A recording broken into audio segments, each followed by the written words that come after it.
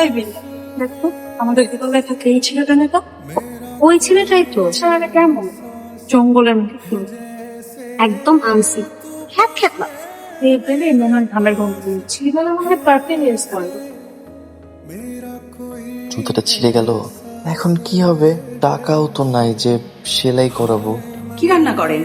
পাঙ্গাস মাছ রান্না করতেছি আজকে। পাঙ্গাস মাছ? কি বলেন, পাঙ্গাস মাছ আপনারা খান?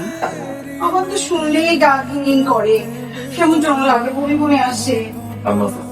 তুমি তো পাঙ্গাস মাছ রান্না করতেছো, এটা আন্টির বলার কি দরকার ছিল? তোমার আজকে তোমার ছোট হয়ে গেছে।